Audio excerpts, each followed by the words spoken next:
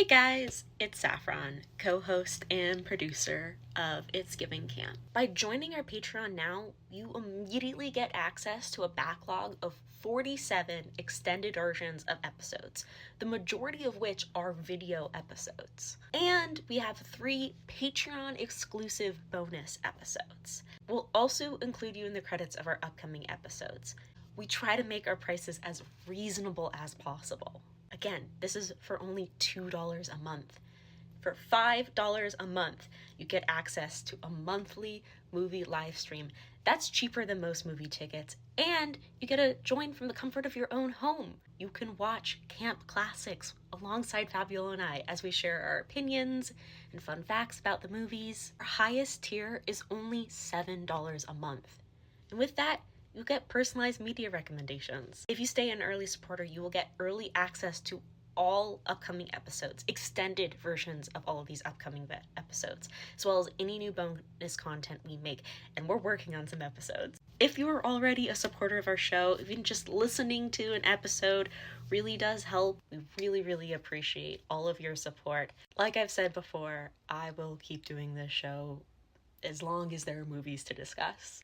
I love talking to my best friend, and I really appreciate anyone who listens.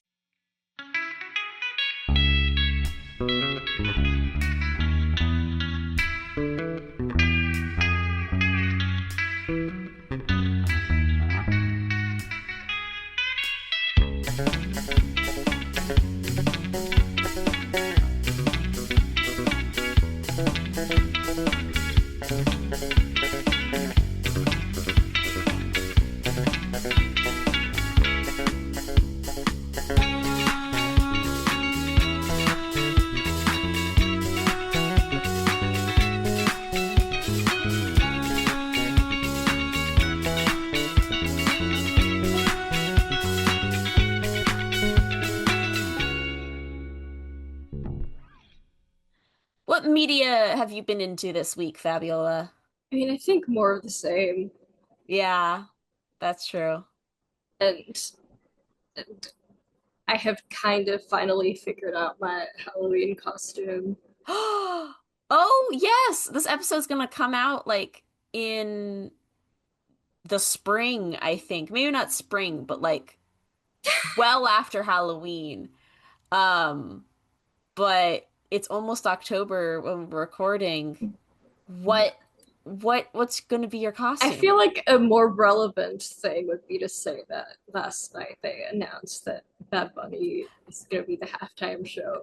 Yes. That might be Uh, closer to the release date of this episode. that's gonna be a good show. I mean, you were sending me last week all of the like I didn't really know much about uh his Puerto Rico like residency, and you were sending me all these like clips and stuff of the set and the way, performances and stuff. So now I know. I'm like, "Oh yeah, this guy can really put on a show." So that halftime Super Bowl halftime announcement was, I feel, well deserved. Yes. Yeah, and I hope it makes a lot of certain people upset. I think certain people are already getting upset. Yes. Yes. Yeah. Anyways, I need to send you my Halloween costume concept. Yes. Yes, please do. I'll see if I can text it to you. Let's see. Oh my God. Yes. Are you gonna say on the podcast who you are evoking with your costume, or will I folks feel have like I've brought this up in the podcast enough already. I've said enough. If you followed Fabiola on Instagram, I'm sure you would have also seen Halloween time roll around the photos. I am also evoking a baddie with my Halloween costume. We're this is messy. We need to get on track. I mean, it's on theme. It's on theme. We're all over the place. We're kind of just having a little passion project. Um and that's relevant to the movie we're discussing today. what are we talking about today, Fabiola? We're talking about Dolomite from 1975. Hell yeah. Another blaxploitation film? Yes and no. Doesn't it fit the exploitation genre? Yes, but it's also technically kind of a parody. Okay, okay. Let's get into this. You have the research, I'm sure. I have like various things and like production history articles, and one of them is this Frida Cinema article that they wrote on various blaxploitation films, and they state the irony of Derville Martin's Dolomite is that as often as it's held up as a prime example of blaxploitation, most people don't realize that it's supposed to be a parody of the genre. In fact, the film was written as a vehicle for Rudy Moore's most famous stage persona, a boastful pimp given to crude language and rapping. As such, to criticize it for being outrageous is to miss the point of the film and what it's trying to accomplish. Mhm. So are you saying this is uh deliberate camp? In terms of comedy and like regarding the main performance of Dolomite by Rudy Ray Moore, yes. But in terms of the production as a whole, I would say it's naive camp. Yeah.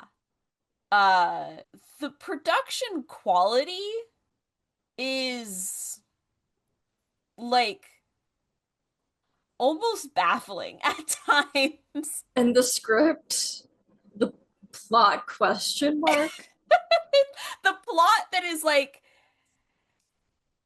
stuff is happening and you're like this makes sense for the genre, but they don't actually really explain what. It's very like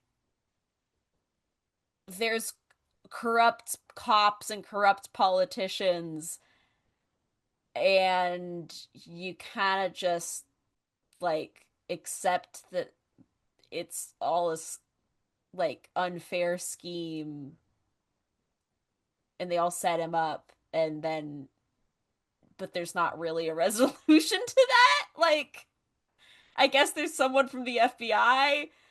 Um and like it it starts with him getting out of jail because they realize that he was very likely framed for having drugs and guns in his car. and But stolen he's furs. also technically a pimp, and that's also, yeah, but that's also technically a crime. But they're just like, well, he did not do this one specific crime, so he's okay. Well, and I almost thought that this like this opening scene where he's like called in by the prison warden and it's like the it's it's been awful since you were gone and in jail, like this drug problem hasn't gone away, there's all of these, there's guns and there's drugs that are being sold to school children and there's gang violence, and it kind of was like it almost seemed like the warden was like, okay, I'm gonna release you so you're gonna help figure out who's actually behind all of this. And then as soon as he gets out of jail, he shoots some people up. Like literally like kills some people. Like you see them in the car and they say, "Oh, that's Dolomite. We're going to kill him." But he didn't hear Yeah, that. So it's literally like he immediately commits crime as soon as he gets out of jail. And I was kind of like, is he supposed to be this like hero and helping out his community? Because he's kind of just like doing whatever he wants instead. yeah, and one of the articles I found points out that he's kind of just hanging out a lot, even though he knows he has like a lot of pressing stuff to do. Yeah. I mean, he like seems more focused on getting his club back and like getting it up and running and putting on a show than dealing with the guys who he knows are like out to get him. He like puts on a big party to open up. And who killed his nephew. Oh yeah, that's right. But the club is more important. He finds out that they it's literally he find like he's brought out of jail because it's like, oh, there's so much violence and your nephew got killed and that's really sad. And then he finds out that like it wasn't just some random like act of violence. They literally killed his nephew because he didn't want to be a part of like the criminal activity. And the guy who tells him that also gets shot up and like murdered right in front of him. And then he doesn't do anything about it. He doesn't really care, and I'm sure we're gonna talk about this a bit later on, but all the deaths in this movie are crazy. Yeah. Just like the death acting. One of the when I okay, so when I write my notes, I kind of sort them if I have the time. I sort my notes into kind of like categories, and I realized maybe we've talked about this before. If we have, I don't remember, but I was kind of noticing all these things that felt like elements of like a low budget production and how they kind of they kind of add to a sense of unreality. Things like the stilted acting. There's this one corner of a room that I'm like 99% sure it's the same corner redressed all the time. It's Yeah. always the same right corner of a room. And also like it's a kung fu movie kind of. It's a karate movie, I guess. We did not notice the apparently almost 7 minutes of boom mic on the frame. I didn't notice that. I almost Because I wonder. found that there's a supercut on YouTube of all the times that a boom mic peeks in the frame. Can you please send that to me? Because I almost wonder. Yes. I thought maybe like the version I watched was like cropped or something. Yeah, I started watching the video and the mic in the scene where they're at the office with the warden. At first, it's like, where's the boom mic? And then I saw this giant fuzzy thing in the corner of the camera, right in front of the camera. Yeah. And it's, oh. Well, okay, so you can see boom mics, and then there's other times when you also can't hear the people. Like they don't seem to have a mic on them. Yeah. Yeah, some people are either really loud or they're clearly not mic'd. Yeah. There's no in between. Also, I have to mention that there was a biopic-ish movie that came out a couple of years ago starring Eddie Murphy about the Yeah. making of Dolomite, and I watched it a couple of years ago. I liked it. It's pretty good, and that's kind of what inspired me to pick this film because I'm Mm, like, now I saw the biopic, but now I want to see like the actual mm, film. yeah. There was a series of them, right? He did a couple of Dolomite films. Not Eddie Murphy, I mean the Yeah, but this one's arguably the most culturally significant yeah. because it was the first. I was just thinking though about this like okay, you know, these elements of like a low production or kind of like just not polished production, they could be, you know, just like discounted as like poor filmmaking.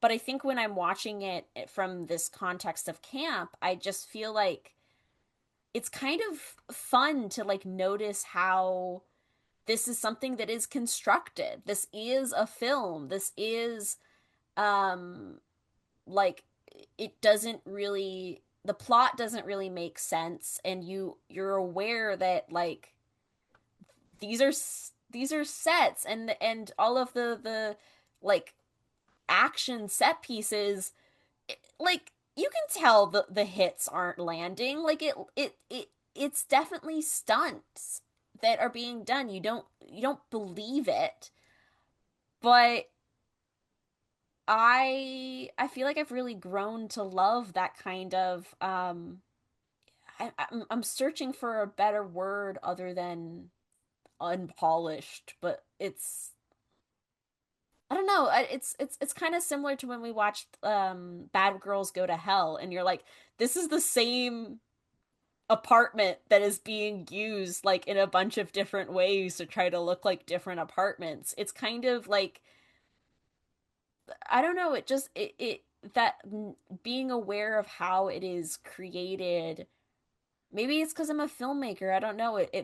It's charming to me. Yeah, and that also reminds me of there's a John Waters quote that I don't remember exactly like the exact words, but it was something about like once you figure out and notice the facade of life, then you can have fun with it. Mhm. Yeah. John Waters, like in the context of where I saw him say that, I'm pretty sure it's in one of the videos he did with RuPaul where they're like driving around in a Mm. car. But he also mentions like watching Howdy Doody as a kid and doing puppet shows when he was a kid, and how like the production did it like shatter the magic. It was the magic. And I think that's definitely part of the charm of Dolomite. Mm-hmm. Like besides being a fun blaxploitation film, that's also a comedy, and Rudy Ray Moore's Dolomite is supposed to be funny. Like Mm.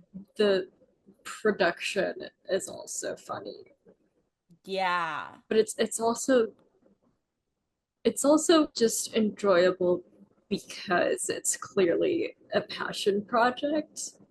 Like you can tell everyone cared about making this. What was the production history? Like, I'm assuming it was an independent feature. Like, what was their budget like? There's a lot of actors and there's a lot of stunts, Yeah. but who was financing this? Yeah. So I'm pretty sure the budget was $100,000 and it made 12 million at the box office. Oh, wow. And I found this piece from noiselesschatter.com, which is kind of a part review, but also it goes into a lot of the production background and like where it all started. And it, this might be very long. No, go. I want to hear it. I Educate might read me. a lot right now. When Rudy Ray Moore was a younger man, an amateur stand up comedian working at Dolphins of Hollywood, that record shop, founded in 1948 by Black entrepreneur John Dolphin, forged its own path forward. Rather than stocking only the most popular records, Dolphins deliberately stirred up interest in Black musicians with an emphasis on radio-unfriendly jazz and up-and-coming R&B groups. Dolphins stirred up this interest with its own radio station and label. If these groups it supported weren't getting airplay elsewhere, Dolphins would change that. Live broadcast performances, interviews, and record debuts were common ways that Dolphins created demand and found an audience for innumerable artists who might not otherwise have been discovered. It was also open 24 hours, which attracted a different clientele than the standard 9 to 5 businesses would. This is probably how Rudy Ray Moore found Dolomite. Moore was floundering as a stand-up comedian. He got work that never found an audience. His career should have ended there, but instead he self-funded and distributed his own comedy albums, more shocking than clever, and sold on their provocative titles, cover art, and routines. He recorded them without knowledge of what he was doing, with cheap equipment in his own house, while a group of friends served as the enthusiastic audience he hadn't yet been able to find. The character was everything Moore was not: gorgeous, dashing, witty, dangerous, irresistible to women, talented beyond belief, beloved wherever he went. And so Moore used the character on his albums, and Dolomite found the audience that Moore himself always wanted. Moore had carved out his own landscape, and he made sure to ride that momentum all the way onto the big screen. That's how a pudgy, mumbling no-name with a perpetual squint and no dramatic bone in his body became a sexy, kung fu fighting, righteous action hero. All because he never accepted that he was ever the former and believed against all logic that he was destined to become the latter. Dolomite is the culmination of everything Moore wanted for himself and its success. The fact that other human beings paid money to watch him and his friends mess around in a sloppy passion project was tremendously vindicating to him. Moore struggled to get by, but success sure came easily to Dolomite. And here they're kind of describing the movie, which I feel like could also like clarify the way we've been describing it, kind of. Okay. So they say, okay, so what in the world is this movie? Well, it depends on which scene you're watching. It's a prison film, a revenge picture, a romance, a comedy, an action film, a performance film, a tale of morality. In short, it's everything Moore figured he could put into a movie, and since nobody making it expected it to go anywhere, nobody encouraged restraint. Yeah, I like that. I would also maybe say there wasn't any story editor. It wasn't, Yeah. It's not just that, oh, there's no restraint. There's not like No it's continuity. It's not illogical necessarily. There's not like plot holes, but it's just not it's not got the kind of momentum and resolution you would expect from a standard script. But it's got some great songs. It's got a theme song. It's got great songs, and it has some of the bits that Rudy Moore was known for, and kind of arguably were a early touchstone of rap. Yeah, I was thinking that. I was like, he's kind of doing this like rhyming poetry thing, but it feels it's like, oh, it's like is he freestyling, or is this written, pre-written, or is he kind of, it almost felt like, the character was, at least the Dolomite was coming up with stuff on the spot. Yeah, so on that, the piece writes, Dolomite stops so Moore can do some road-tested routines, and I'm glad it does, because it's what he's great at. He commands this material, and like an engaging preacher, it's impossible not to be hooked by the performance, whether or not you care for what he's actually saying. His was an approach that artists such as Snoop Dogg and Busta Rhymes would later refine and build upon, and they repaid the artist's debt by inviting Moore to guest on a few tracks. In fact, in Moore's later years, much of his income was made from guest appearances in the works of great film musicians, comedians, and directors. That's cool. Say, brother, say, will you tell this man you Dolomite, man? I bet him $5 you Dolomite. Yes, brother, I'm Dolomite. Prove it, prove it. Listen, man, I'm not accustomed to doing shows on the street. I am opening in town this weekend, and I'd appreciate if you brothers get together and come out and see me. Man, I ain't got that kind of money. This nigga say you Dolomite. I bet him my last $5. Brothers, I have business to take care of. I'm sorry. Hey, man, do this tight, man, so I don't lose my last $5, please. All right, man, all right. Right on, right on. One beautiful day in the merry month of May, the great Titanic sailed away. The captain and the lieutenant was having a few words when the great Titanic hit that mighty iceberg. Sean was in the boiler room eating some peas. Black-eyed peas they were. And the water come down near to his knees. Before Sean could take a bite of bread, that water come darn near up to his head. Sean run up on the deck and said, Captain, Captain, Captain, that water's damn near up to my neck. Captain said, Sean, go back, pack the sacks. We got enough sacks to keep this water back. Sean, you standing up here study bullshitting and drinking, but can't you see this raggedy hunk of junk is slowly sinking? To Cap, I'll be in New York unpacking my trunk when the news reach the world, this junk done sunk. Captain said, Sean, go back and fear no doubt, before I take this 2x4 and wear your black ass out. Sean said, Captain, the shit you talking might have once been true. But this is one time your motherfucking talk ain't gonna do. Yeah, it is a little funny that it's, you know, while like Dolomite's just like out kind of doing his thing, kind of investigating this like political corruption he's supposed to be investigating, but also kind of just like walking around in cool suits. There's just an extended scene where some people are like, hey, perform for us. And he keeps going, and he makes up, you know, he has this whole little rhyme and story about the Titanic. But it also, I mean, it does feel like the content of his performances are a critique. It's maybe not the best word, but allusions to racial injustice. Right? But they're also comedy.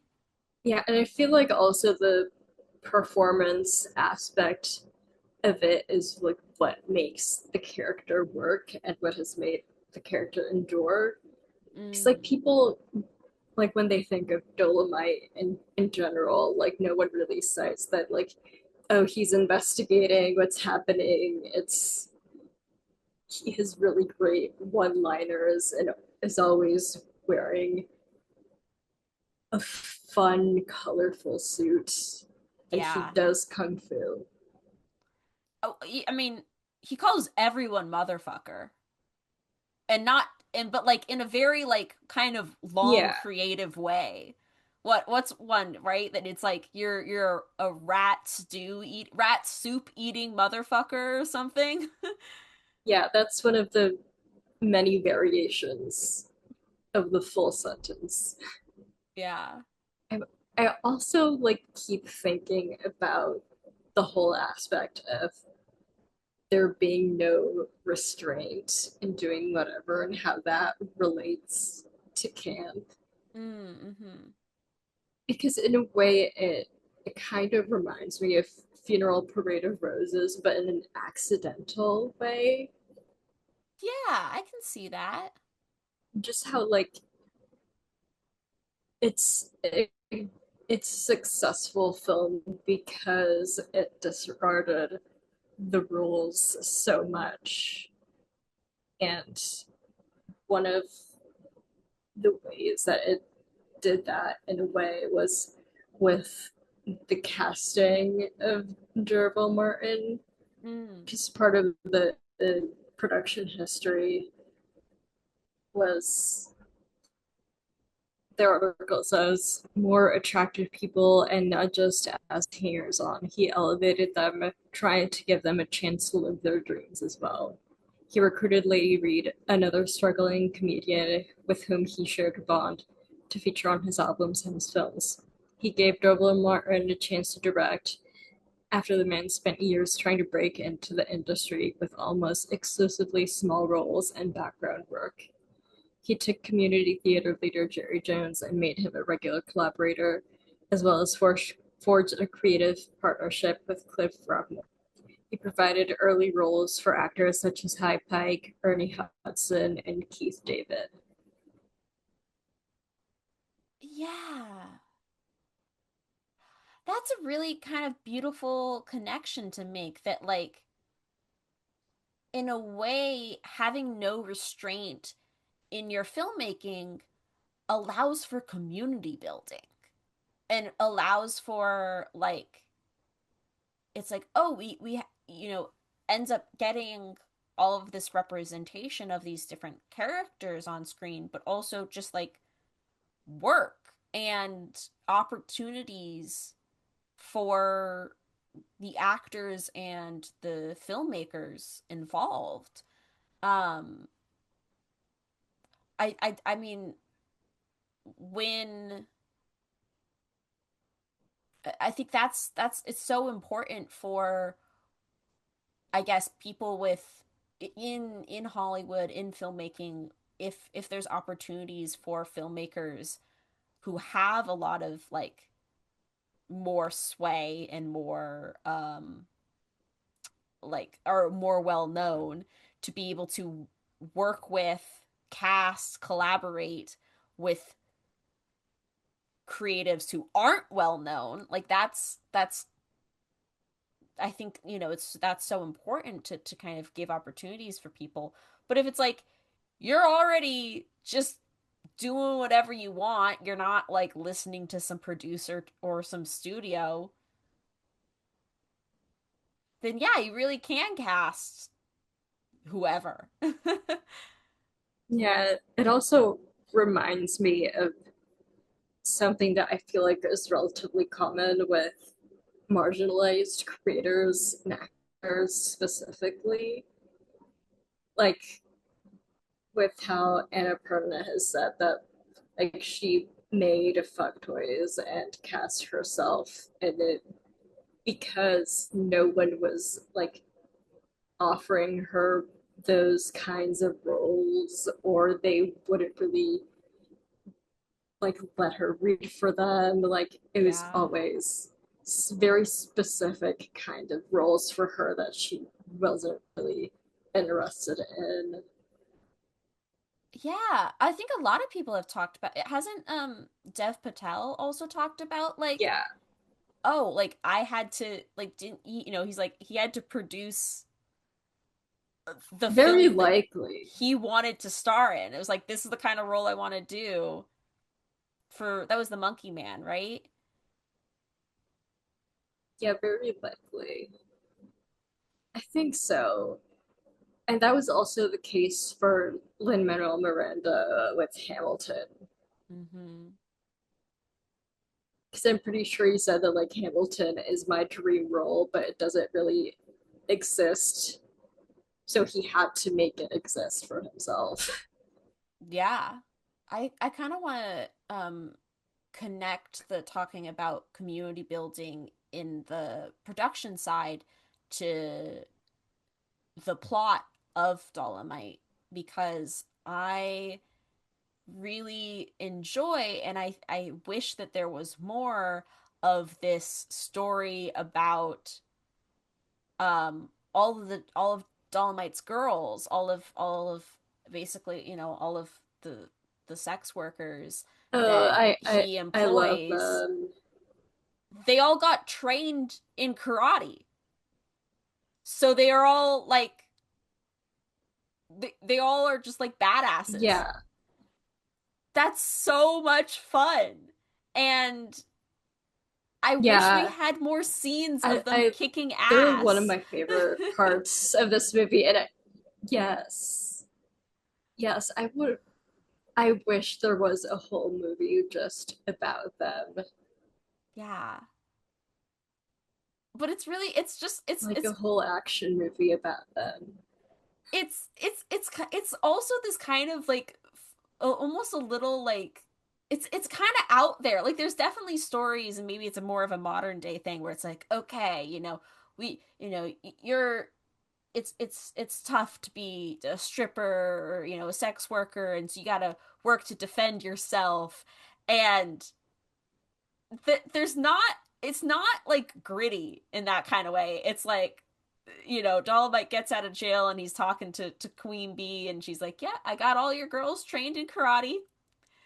And we see a flashback of, one of them just like kicking this guy, kicking this guy's ass who didn't want to pay her. And then and then there's a scene where they like go to this karate school and see all of them in like class, and it's it's just really fun and cool that we see them be like, there's just this kind of, underlying part of the story where there's just this community of all these girls who are really like cool and like can really like fight. Like he doesn't really seem to worry about when the club gets, his, the rival comes to the club, because there's all the girls are working the floor and they have karate training. Yeah. And I do love how like even though everyone has guns, they like only use them as a last resort because everyone here mainly does kung fu. Yeah. Yeah.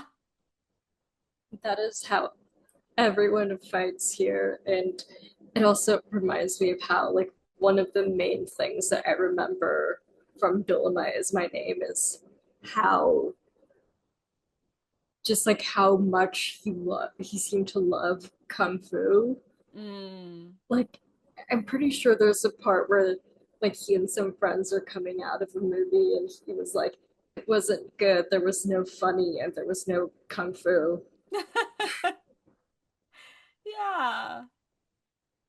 Um, I will say though, I think on the other hand, even though we have all these um, these interesting like female characters, they don't really get developed beyond being like love interests, or like kind of just like the hot girls that he employs or works with. And is it Pinky is It's the also one? kind of true of every character. That's true, but I was also like trying to build up to the fact that there's the one girl who gets like who ends up like, overhearing the mayor like confess to his corruption. I think is that one Pinky? Maybe But like, like the love interests tend to blend together a bit. yeah. But she like gets like choked to death by the mayor, and it's, to me it felt like one of like kind of a more disturbing moment of violence uh that there was then no closure on at all. And like that's just kind of an aspect of the way this film is written. And There's no like, closure for a lot of things in this movie. yeah, but it's still, I still wanted to point out that it was something that just like, I don't know, made me feel kind of sad. And the fact that there's like there is sometimes when being carefree then becomes being careless, you know? Yeah, That I there's, did want to see her kill the mayor in the bathroom. yeah. Like it's like, oh, we're seeing these, Like these that was cool such a like, fun scene yeah, until she dies. yeah, and then it's just like it ends up being like, we're just like At least reproducing she got to kill images. the wife, kind of. True, true. But it's still like, it's still a bummer when there is so much violence against sex workers. There's also other scenes But that I are, also think the mayor's death that he did get was also pretty fun. that is true. Where I He was like, does get, okay, I get saving him for this. yeah, he gets totally shot up on the wing of a plane that he was trying to escape on. What I think is the crazier death is Willie Green. Oh yeah, the like Dolomite just kind of punches his stomach and also like tears into it. Yeah, it's like he rips his guts out. And then the like FBI agent is like, "Oh, wow." And like shoots him and is like, now we can say that, I was responsible for his death, so like you won't get in trouble for like really just like real it's like also, I mean, again, the way this film is shot and edited is that it's really like sudden. You're like, wait, what's going on? Oh my God, there's like fake guts all of a sudden. And it's all of a sudden because no one is making any contact very clearly. Yeah. Some folks say that Willie Green was the baddest motherfucker the world ever seen. But I want you to hold on to your seats and hold on to them tight, because you now getting ready to see the story of me. Yes, me, the badass Dolomite. Oh, he's bad. The man is out of sight. He's a tough son of a gun, y'all. The man's name is Dolomite. Hey, I heard of his coming even before his time, and I ain't lying. I really haven't seen that many blaxploitation films. We watched Coffee for this podcast, but like if I'm thinking about these kind of this idea of Coffee is clearly better made. yeah, oh yeah, but it's like if I'm thinking about the kind of archetype, I feel like the character, the lead of a blaxploitation film tends to be like, okay, they're gonna be coming in and trying to help out their community, and they're gonna get to the bottom of this, Yeah.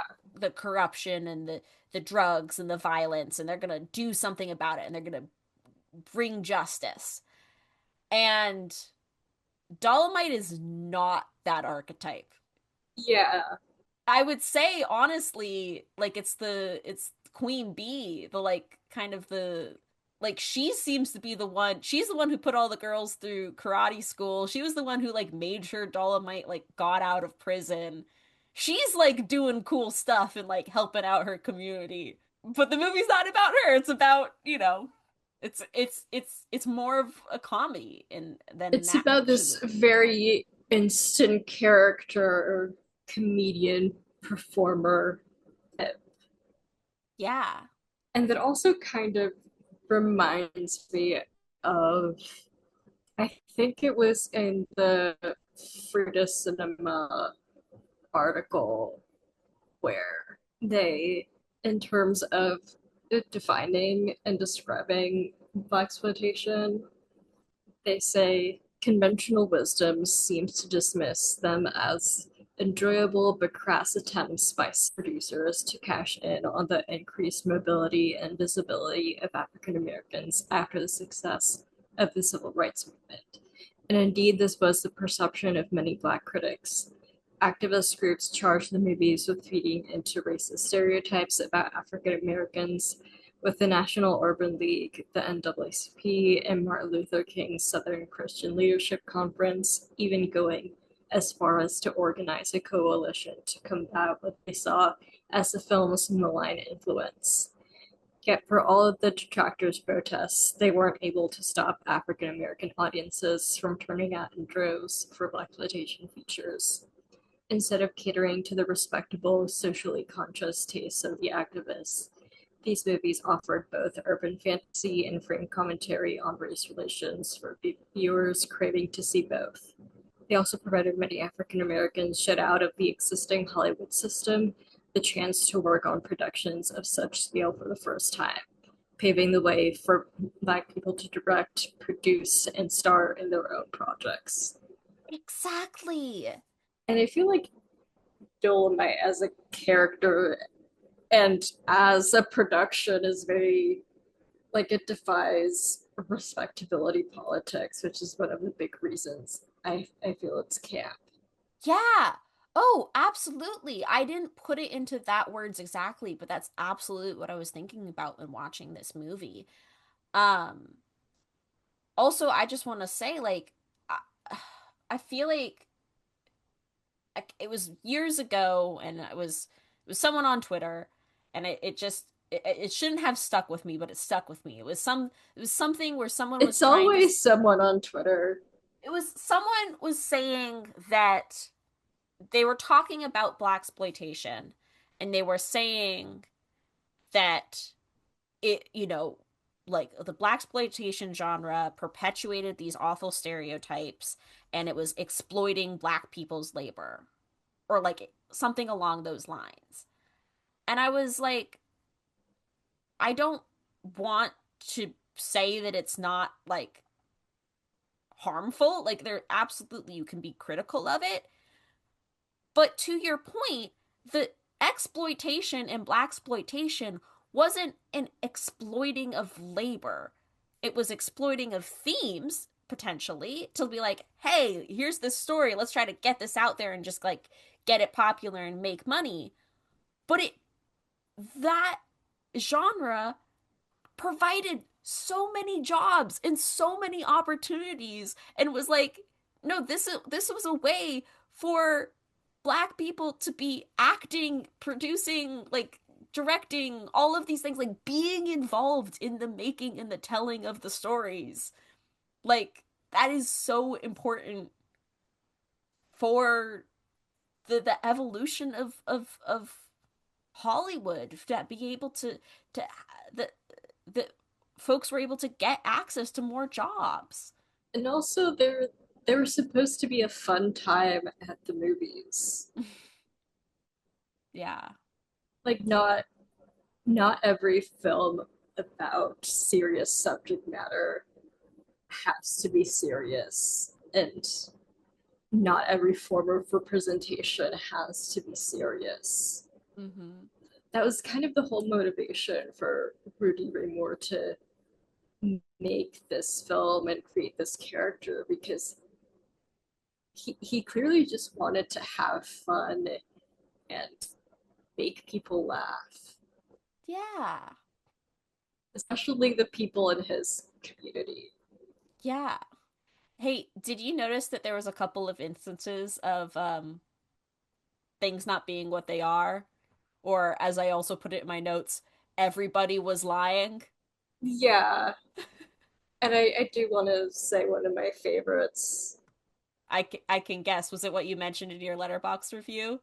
Yeah, I love it. First of all, the Reverend has like a bunch of guns hidden in a casket, Yeah.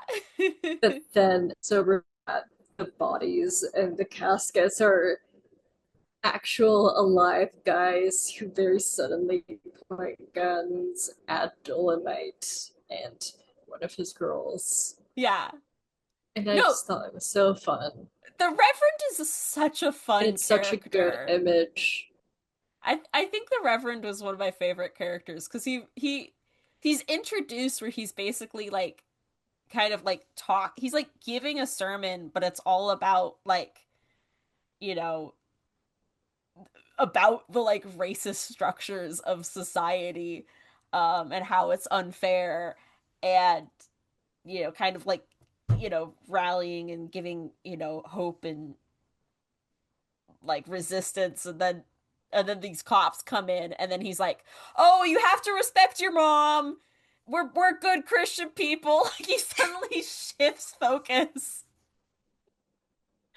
And then like later we see he's like he's like in bed with someone. Like, he's like, that is also a character who is not like respectable, good representation at all.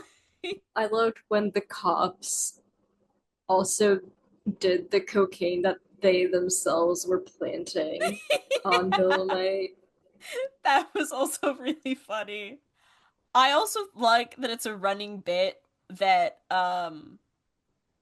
I feel like there's a couple times where it's like, oh, you're gonna need like it's because Dolomite is like such a force to be reckoned with.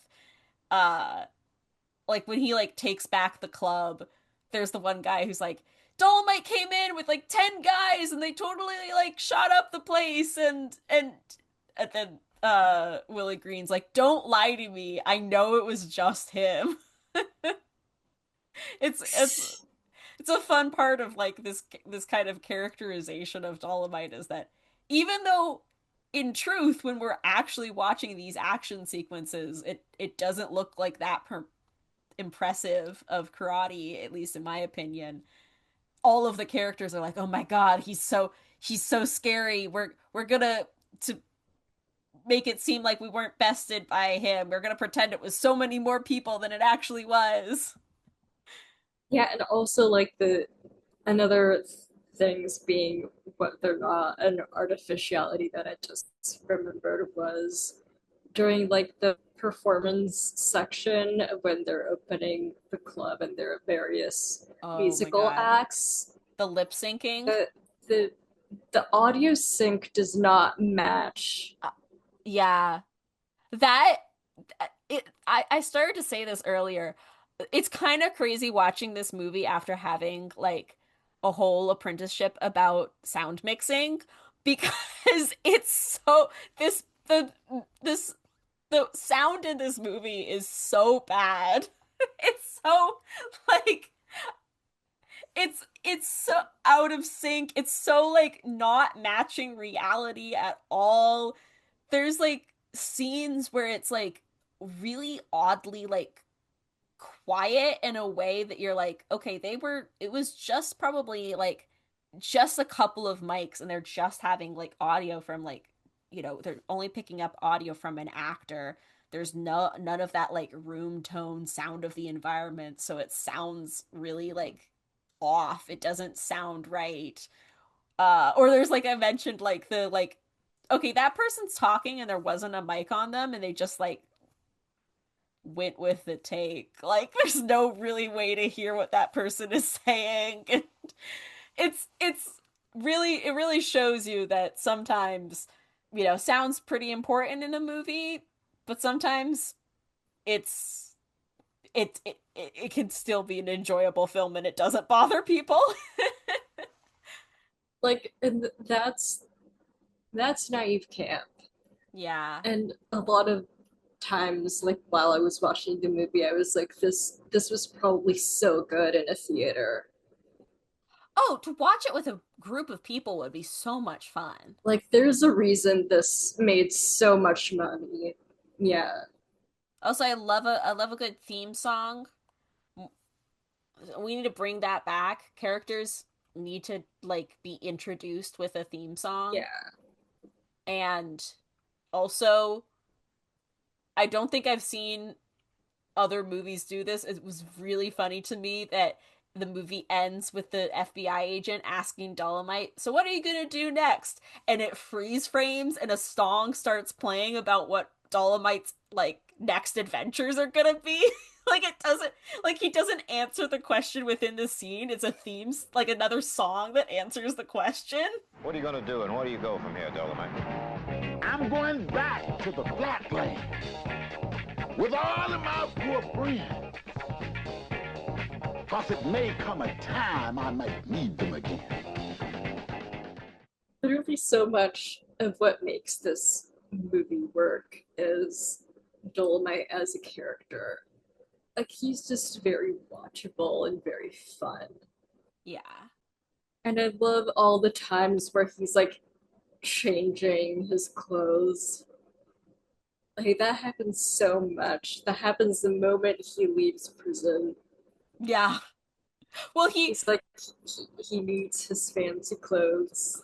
he takes off the clothes that he's like these are cheap clothes that they the guards gave him, and he throws like these pants in the guard's face and he's like, use that to wipe your ass. Everything he says is a one-liner. Yeah. Oh, and of course also as soon as he like he's like, oh, now I'm in like the nice outfit. He starts undressing again to have sex in the back seat of the car. And then that's when they're like the other cars following them, and he's like has to exit, and then he surprise shoots the people that were following them. Like that's kind of the vibe of the whole movie in one scene. Yeah. Do you have any other big observations or analysis, or do you want to get to the talking about our favorite fashion moments from the movie, which I feel like we tend to do when we're wrapping up? I feel like this one would have both a fashion moments and a kill slash fight moment. Oh, okay, okay. Yeah. I don't think I remember any specific outfit, but all of them were great. But I do like remember like really like I just really noticed the very short, wide ties. Mm, yeah. I was making notes on the fashion, because I was really enjoying it. I there was the yellowish, the like pale yellow suit with the purple trim and matching hat. That was really fun. Yeah. Um, Also at the club, one of the guys who's like I don't think even has any lines at all. He has this like huge leopard print fuzzy hat. yes. Yeah. There's also a moment where I was running out of time before we were gonna record, so I didn't go back and like take a screenshot. I should have. I'm pretty sure there's one of the Dolomite girls when it's like the after the club is like erupting in chaos and everyone's like fighting each other. There's like a girl in a little like it's like a little like like two-piece like a little top and pants that have like a strawberry print on them. Do you remember that? Yeah, yeah, that one's also so good. Well, you were saying you couldn't remember specific fashion moments. I feel like the only death that really like stood out to me was the like Willie Green and his like stomach getting punched in, guts falling out moment. I guess there's also the first scene, like we were saying, like the car that was following on that they shot, they were shooting at. They do make the one survivor, they're like, dance for us, and then they shoot him while he's like dancing, which is like pretty sadistic. Yeah, like as much as I wish the girl did kill him in the bathroom, I do think my favorite death might be the mayor on the wing of the airplane Yeah. because it's so long. Like they start shooting at him like when he's at ground level, but he manages to get up on the wing and they keep shooting him, and then he like falls on the wing, and then he drops the gun, and then there's blood coming out of his mouth. Yeah. Yeah, they really do drag that out. And I was like, okay, okay, maybe that was worth it. It's funny how sometimes they really have like such a like stark two there's two modes. There's two modes that people like get injured in this film. And there's like there's barely a punch. Like you don't think you like this, you don't really see it even connect and someone's like fully on the ground knocked out. Or there's people run in with guns and there's like a whole bunch of gunshots and like blood splatter on the wall. Like it's really like you see nothing or you see everything. I feel like in terms of big takeaways, like I do want to emphasize how like a lot of the reason why this is a fun movie and why it has endured and why it's camp is how like there's clearly a lot of joy into making the film, and Yeah. like it wants to do so much, and it's just so passionate about what it's doing that like it doesn't really matter like how bad the production value is. It's like arguably a feature that the production value is like that. I feel like it would have definitely lost its charm if it was more polished. Yeah, agreed, And it would have lost absolutely. some camp as well. Yeah. Yeah, I think my biggest takeaway is the thing I'll be really thinking about from this episode is this kind of idea that you propose that we came to was like, oh, in having like kind of no restraint as that one piece was saying, like, and just going for it, putting aside typical casting expectations and just making something with your friends that ends up being a way to build community. It's not just about the the joy that we get to see on screen and seeing like, oh, these actors were having a lot of fun making this movie based on how they're embodying things in the film. It's also just like I'm going to be sitting with thinking about the context of what it means to actually like cast and work with these people. Like when you're hiring your friends, when you're like bringing on a collaborator, that's actual, like, it's work, it's actual like change that is can be substantial. Yeah, I do recommend doing a double feature of Dolomite and Dolomite is My Name. Because I feel like it like Dolomite is My Name itself is like pretty underseen. Mm. And I feel like it doesn't deserve that. Yeah, I'll have to check it Like out. it's not spectacular, but I do think it's like one of the better biopics of recent years. Eddie Murphy's really good in it, and Divine Joy Randolph is also in it. And it is kind of like less of a biopic and more of a dramatized version of the making of Mm. Dolomite. Mm-hmm. I got to see some of those costumes. I'm pretty sure it was costumes from the movie because there was that wasn't it Ruth Carter who worked on that? The costume Yes. designer? Yeah, she did do the costumes for that one. Yeah. Yeah, so there was at a Museum of Pop Culture in Seattle, there was a Ruth Carter like special exhibit where you there was a bunch of her like costume work.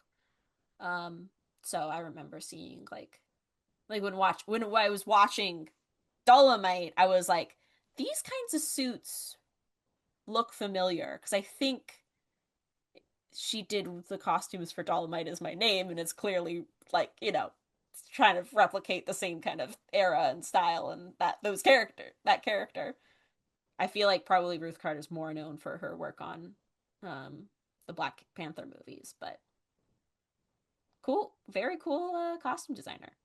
Yeah, especially with like these specific pimp outfits that there are so many of them and they're all just very loud.